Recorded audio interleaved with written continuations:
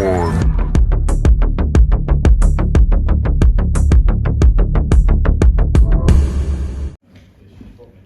This is Nando for the Pound for Pound Boxing Show, proudly sponsored by Bravose, and I'm delighted to be joined by the new IBO-Intercontinental champion himself, Kaisy Khademi. Kaisy, how you doing, man? Yeah, all women, man. How you been? You okay? I'm good. We're back at your call 1 week after that amazing, astonishing, and just unbelievable second round knockout.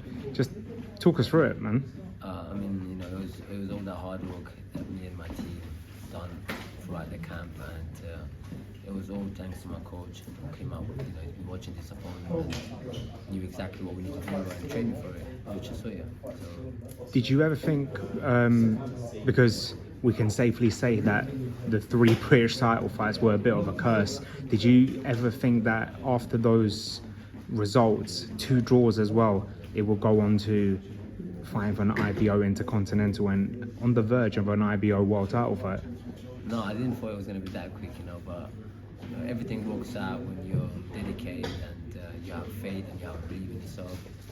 You only got to just put the hard work and be patient. I think that's the route towards success, and I think I just kept to it and I've held on to it and I've not given up. I keep believing in myself. Yes, I went through injuries, but I still believe I got to give my best out there. I still haven't given my best yet. I think I'm still learning a lot from the team that I'm with, and I'll be improving every fight. I'll be showing better of myself. I got to ask, first of all, you mentioned the injury. How are the knees now? It's good. I mean, I still got teared ligament that my knee gives way. During camp it was giving way. Even this camp, 2 weeks to the fight, my knee gave way in the sparring, and it's like someone's chopped your knee off, man, and left your leg off. So it's painful, but like I said, I just block it off. I stay and I just believe that, what, I'm gonna go for it. But I'm gonna be sorting out as soon as possible. So I'm seeing doctors right now. Yeah, more surgery on it. Yeah, hopefully. Yeah. But if the world title happens, we've got the right physio that has helped me for this last 2 fights. Perfect. And they planned it up very nicely. So which, it didn't give way at all. So I believe in that physio. She's gonna do. Her name is Sarah. And she's gonna do the job for the world title. Brilliant. I've got to ask, obviously part of Sawyer's gym as well. Roy Jones was part of it as well. Did you interact any time with him? How much have you spent time with him? Yeah, 100%. I mean, whenever we're there, Archie's there and the rest of the boys. So we go there, and like I said, it's great atmosphere. You got great fighters there with great IQs and great level of boxing experience. And having Roy Jones Jr. to look at you wanna stand out. And I showed him I sparred there, and he watched my sparring, and he said some good stuff, and I was very happy with it. I think that kind of pushed me a bit more. That if this world champion, former world champion, a legend, a Hall of Famer, that looks at me like that, then I can be something great. I'm jealous, man. I'm jealous. I've met Roy Jones a couple of times, and the aura he brings to the room, I can't even imagine what he will bring to a gym as well while you're in camp. It is crazy. Unbelievable. It is crazy, I'm telling you. When I was young, I only watched him, Muhammad Ali, Mike Tyson, and it was Roy Jones Jr. This was when this was in 2010 and 11. Floyd was still, a world champion, but he wasn't a Hall of Famer. So we looked at this guy because they used to knock out their opponent, and it was the school was just them. Their highlight on YouTube. And YouTube was back then, it wasn't like how it is now in 2010. It was it was only just YouTube, and it was just packed with their videos, really right boxing. And yeah, now having him to look at me and give me some compliments, if you fight for a world title, is there a way you can convince him to be in your corner? I think I'll come here, yeah, 100%. I'll have him. I would love to have him there. I think that will bring the best out of me. Having an idol, if you come in there, be in the corner, be part of your team. I think, yeah, definitely. Let's talk about the world title, the IBOs. So we know now that it can't be the bantamweight because Prince Patel is fighting on December 15th. The Superfly is the South African champion at the moment. Yeah. How easy do you think it's easy to get him over here, or do you think you have to go over there? I think we've already spoke to him, been in contact with him. I think he didn't show his interest. So if he's don't show interest, you can't force them. And we're not mandatory, so we can't force IBO to make that fight happen. Okay. And I think he's got voluntary as well. So if it's not, but we've got other options. Maybe we can go down to flyweight. Okay. We can make that. I mean, those are way I'm very comfortable at, and I think I'm just big for flyweight, super flyweight. I can make that, and I can come out big the next day, really big. And that showed it to, you know, from my last fight. The last two fella fought their flyweight, two super flyweight, but they were too small for me. I'm a very big guy for the super flyweight even as well. And but yeah, I would love, like I said, flyweight. If it's there, I'll go for the flyweight. And I would love to make the fight happen against some talented domestic fighters. You know, if they get, you know, if they accept it. Not trying to get you to call anyone out. Off camera, we did mention some names. So, you know, you said you would love to offer, even though it's a big step for him to go down 2 weights because he's at bantam at the moment. It's Charlie Edwards. You versus Charlie Edwards, flyweight IBO world title. How realistic can you see that happening?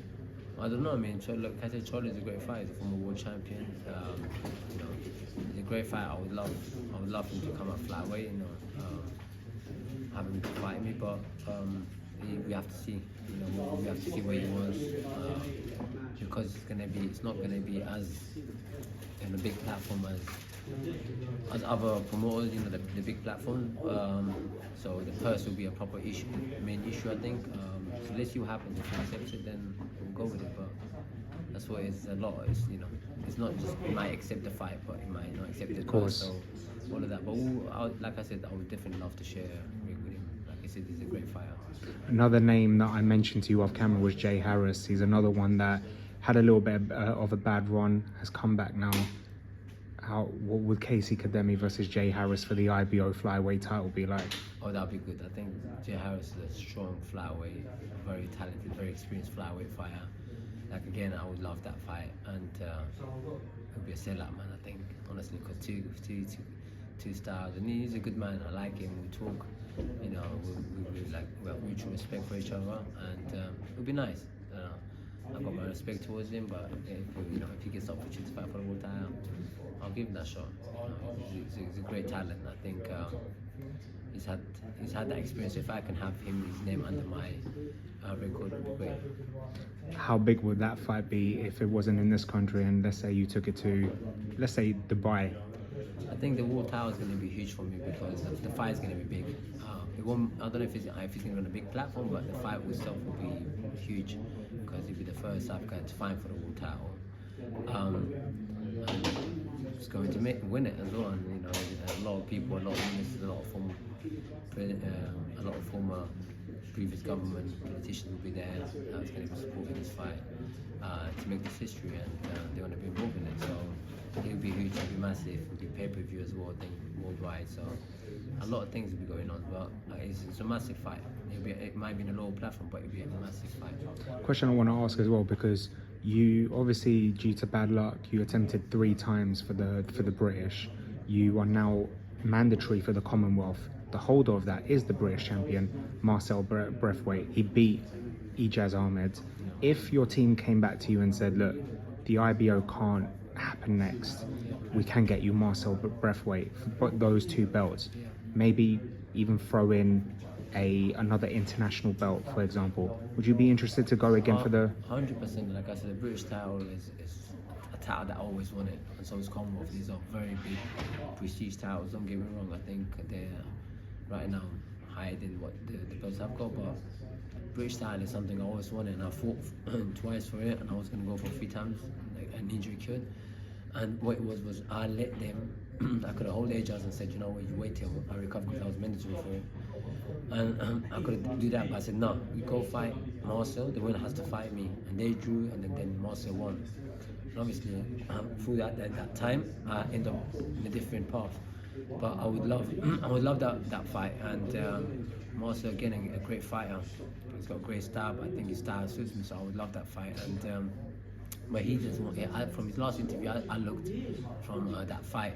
He said he's not interested to fight domestically no more. Right. So that's what he said. He wants to fight for the world title. And if he can't give me that shot for the British title domestically, then if I get the world title shot, I will not give him that opportunity as well. And that's how it works. So you know, Yeah. if that British title fight comes and he offers me, say, let's fight for it, oh, cool. If I win it and then go fight for the IBO, I'll give him a chance to fight me for the IBO as well. But not a straight route for him if you get the IBO title. No, it won't be straight. It won't be straight. But yeah, I mean, he showed that he's not interested. He keeps saying he's above the domestic level now. So, you know, like I said, I would love that. I'll fight for the British title if he wants to say that I can't hold the IBO. But I'll give him the opportunity later on in IBO. I promise him that. So if you give me the shot for the British, anyway, I win. When I do fight for the IBO World title and I win it, I'll give it a shot, 100%. Brilliant. Last week, as soon as the referee waved it off, we saw the eruption in this place as well. Unfortunately, I wasn't there, but I saw the video and I could just imagine just being there, what it was like. You always got an army of fans following you everywhere.